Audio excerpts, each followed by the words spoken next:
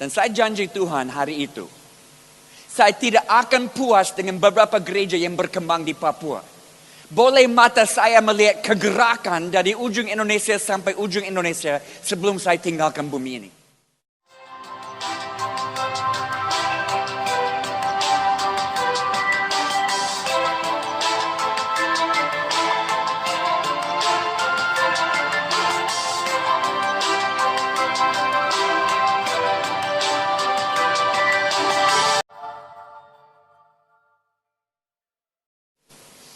Jadi kami datang ke Papua, masuk ke satu suku di pedalaman yang pada waktu itu paling terisolir.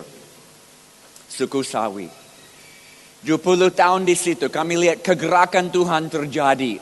Sampai lewat mujizat satu anak dibangkitkan dari kematian. Mulai ada banyak orang percaya sampai 80% suku ini serahkan hidup kepada Tuhan. Kami pakai 20 tahun hidup ini diinvest ke dalam suku ini.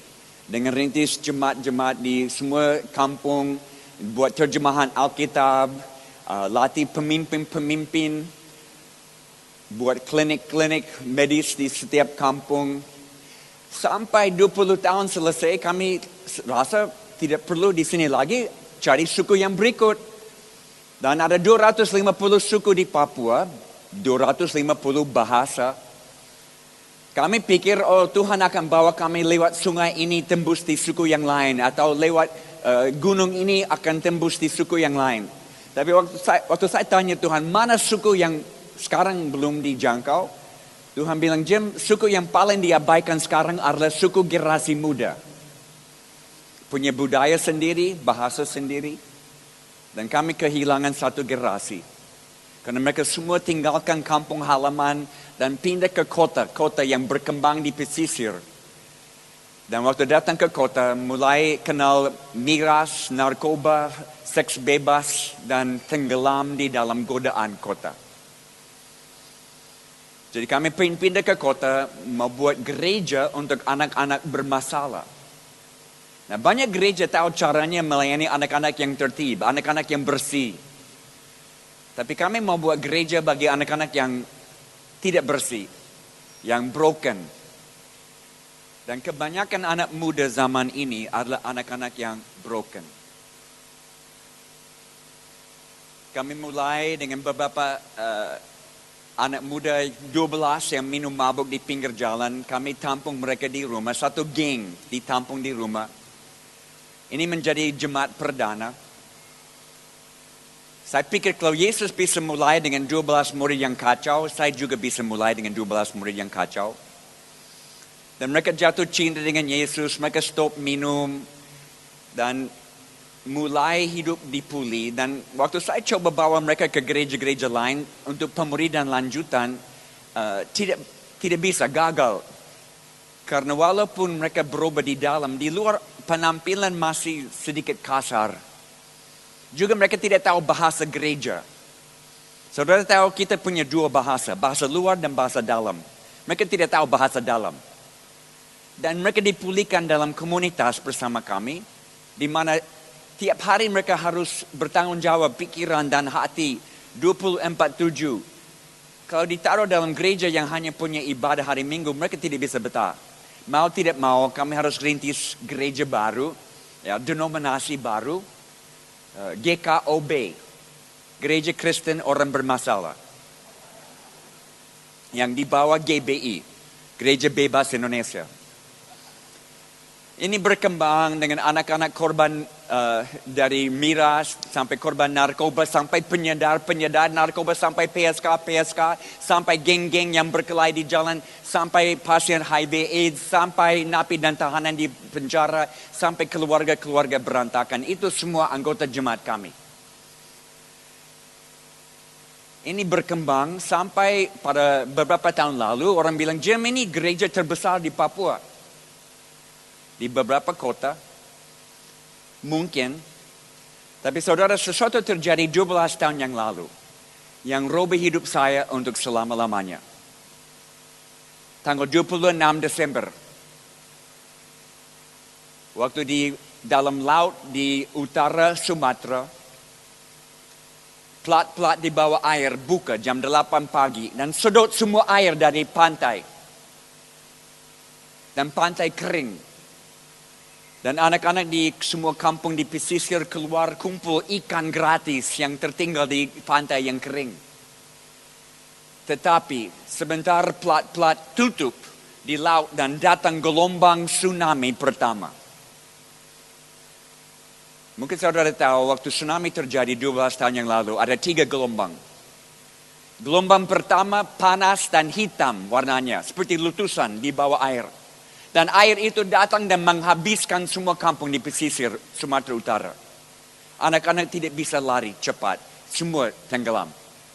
Ada gelombang kedua, gelombang ketiga. Gelombang ketiga 30 meter tingginya. Saya tahu karena saya ketemu satu anak yang naik ombak tsunami dan survive. Dia bilang dari atas saya bisa lihat di bawah, atasnya pohon kelapa di bawah. Begitu tinggi. Dan sesudah tsunami selesai, hancur total Aceh dan Sumatera Utara. Waktu tsunami terjadi, saya ada di Papua. Tidak bisa lebih jauh dari ujung sampai ke ujung. Tapi sama seperti saudara, kami nonton di televisi Metro TV pada waktu itu siarkan 24 jam. Hari pertama, hari kedua, hari ketiga, tidak ada bantuan yang masuk. Karena semua jalan putus. Sebagian dari terminal di Banda Aceh roboh. Tidak ada bantuan masuk. Hari ketiga sesudah tsunami, saya keluar rumah lari pagi. Setiap pagi saya dan istri lari 10 kilo.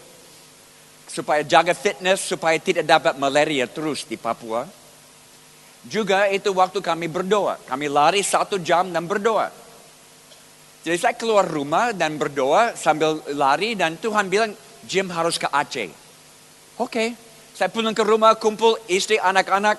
Saya bilang, Tuhan mau kita ke Aceh. Oke.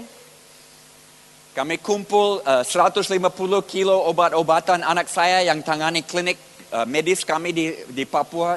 Dia kumpul beberapa relawan dan kami naik pesawat hari ketiga sesudah tsunami. Tiba malam itu di Banda Aceh dalam pesawat komersial pertama yang diizinkan mendarat. Kami ada di dalam. Mujizat. Dan waktu saya turun dari pesawat, saya cium bau busuk dari semua mayat yang belum dibersihkan. Saya jalan di kota Banda itu, Banda Aceh yang modern tapi setengah sudah disapu habis ke laut. Tidak ada. Dan saya sadar 250.000 orang baru meninggal tanpa harapan. Dan tiba-tiba pelayanan yang dianggap sukses di Papua tidak kelihatan sukses waktu dibanding dengan keperluan di Indonesia Barat. Saya sangat terganggu. Sesudah pelayanan di Aceh, beberapa minggu kami kembali ke Papua. Beberapa minggu kemudian saya naik motor. Sampai hari ini saya tidak bawa mobil. Saya hanya bawa motor tiap hari. Dan satu hari saya bawa motor dan ada orang lain balap dari arah sana tidak lihat saya. Dan dia tabrak motor saya. Motor saya dibawa beberapa meter ke sana. Dan saya terbang tinggi bersama Tuhan. Dan waktu saya turun cium asfalt, ini patah 2 tempat. Di sini dan di sini. Sekarang bagian ini bentuk lain dari bagian ini. Tapi saya survive. Tapi saya tanya Tuhan, berapa banyak celaka saya bisa alami dan survive? Berapa banyak waktu saya punya di bumi ini? Dan saya janji Tuhan hari itu. Saya tidak akan puas dengan beberapa gereja yang berkembang di Papua. Boleh mata saya melihat kegerakan dari ujung Indonesia sampai ujung Indonesia sebelum saya tinggalkan bumi ini. Saya kumpulin 12 pemimpin pelayanan anak muda yang saya kenal pada waktu itu di seluruh Indonesia lewat satu jaringan namanya PPRG. Mereka semua dianggap sukses. Mereka bisa kumpulin ribuan anak muda dalam ibadah. Tapi mereka frustrasi. Hanya itu saja. Hanya ramai-ramai lompat-lompat dalam ibadah, tidak ada lebih dari itu. Dan kami pergi ke hutan 3 hari. 12 pemimpin ini bersama saya. Kami masuk di hutan 3 hari untuk berdoa dan bermimpi. Tidak ada agenda lain. Hanya berdoa dan bermimpi. Sesudah 3 hari kami sepakat untuk hapuskan papan tulis. Semua yang kami tahu tentang pelayanan lupakan. Semua yang kami tahu tentang rintis jemaat pelayanan, lupakan. Dan kembali ke buku pedoman, Alkitab. Bagaimana caranya Yesus rintis jemaat pertama? Karena saya mulai duga, kalau saya pakai pola Tuhan Yesus, mungkin saya akan dapat hasil Tuhan Yesus. Saya bisa pakai pola Jim Yost, bisa dapat hasil, tapi mungkin ada lebih. Jadi kami kembali ke Alkitab melihat bagaimana caranya Yesus rintis jemaat perdana. Dan itu bukan kisah para rasul, itu terlambat. Injil-Injil di mana jemaat perdana adalah 12 murid bersama Yesus. Apa nilai-nilai yang Yesus tanam di dalam diri mereka yang meledak pada hari Pentakosta? Kami mau dapat nilai-nilai itu. Kami dapat satu nilai, keluar praktik 3 bulan, kembali minta tanggung jawab satu kepada yang lain. Dapat satu nilai lagi, keluar praktik 3 bulan, kembali minta tanggung jawab. Ini di seluruh Indonesia, mereka pergi. Sesudah 1 tahun, mereka mulai lihat hasil yang belum pernah mereka temukan. Sesudah 2 tahun, mereka mulai latih orang-orang di wilayah masing-masing apa yang mereka belajar. Sekarang sesudah 12 tahun, kami lihat 1.700 jemaat gereja dirintis, mungkin baptis 20.000 orang, dan ini sesuatu yang semua petobat baru dari latar belakang non-Kristen. Dan saudara, ini waktu terbaik paling indah dalam hidup saya. Saya tidak akan tukar waktu ini dengan semua sebelumnya. Karena kegerakan terjadi. Apa arti, apa definisi kegerakan? Kegerakan bukan kumpulin banyak orang di stadion. Itu bukan kegerakan, itu event. Event is easy. Kegerakan sulit. Kegerakan definisinya adalah 2-2-2. Katakan sama-sama. 2-2-2. Sekali lagi. 2-2-2. 2 Timotius pasal 2 ayat 2. Di mana Paulus katakan kepada Timotius, "Hey Timo, apa yang saya berikan kepadamu, kamu berikan kepada orang lain yang bisa berikan kepada orang lain." Dari Paulus ke Timotius kepada orang lain, kepada orang lain. 4 generasi. Itu definisi kegerakan. Saya ke sana menangkan beberapa orang kepada Tuhan, bikin jemaat. Mereka ke sana menangkan jiwa, bikin jemaat. Mereka ke sana menangkan jiwa, bikin jemaat. Mereka ke sana menangkan jiwa, bikin jemaat. Generasi keempat tidak kenal generasi pertama. Tidak kenal. Jadi ini tidak bergantung kepada pemimpin yang hebat, yang karisma tinggi, yang gaya bicara pintar. Tidak. Ini tidak bergantung kepada sistem manajemen yang mantap. Tidak. Ini tidak bergantung kepada anggaran banyak uang. Tidak. Ini bergantung kepada nilai-nilai yang ditanam dalam setiap generasi.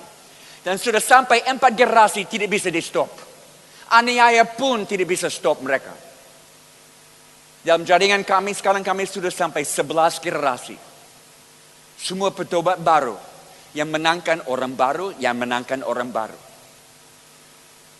Dan pagi ini saya hanya mau sampaikan satu nilai yang sangat penting. Mungkin contoh dulu. Olimpik. Saya suka lomba Olimpik. Pertandingan Olimpik, ada Asian Games yang baru dibuat. Kami di Papua siap untuk PON berikut di Papua. Yang event yang saya paling suka, high jump. Lompat tinggi. Ada besi beton yang mereka lewatin dan dinaikin sampai hanya satu orang bisa lompat dan lewat di atas. Itu gambaran apa yang kita sekarang buat di dalam gereja sedunia. Kita sudah bikin pelayanan lebih profesional, lebih tertib, lebih bersyarat. Sampai hanya 1-2 orang bisa lewat dan melayani Tuhan. Ini waktunya besi beton harus diturunkan supaya semua orang bisa masuk dalam pelayanan akhir zaman ini. Semua orang punya peran, punya tempat di dalam penuaian akhir zaman. Di dalam Matius 25, Yesus ditanya, siapa akan masuk kerajaan surga? Raja akan terima siapa ke dalam kerajaannya? Dan Yesus jelaskan, waktu lihat aku lapar, kasih makan. Waktu lihat aku telanjang, beri pakaian.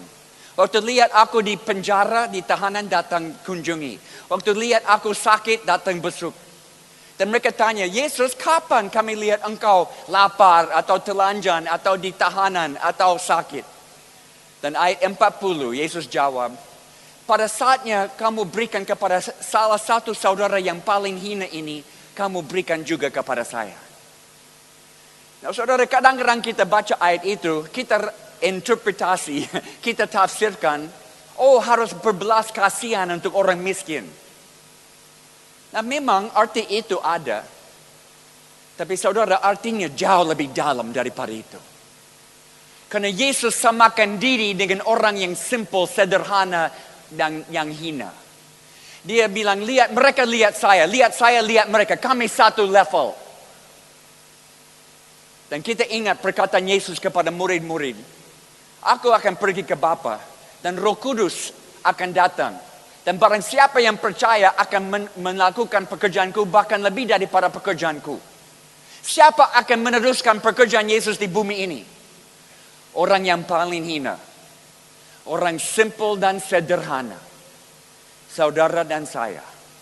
Semua punya tempat di dalam penuaian akhir zaman.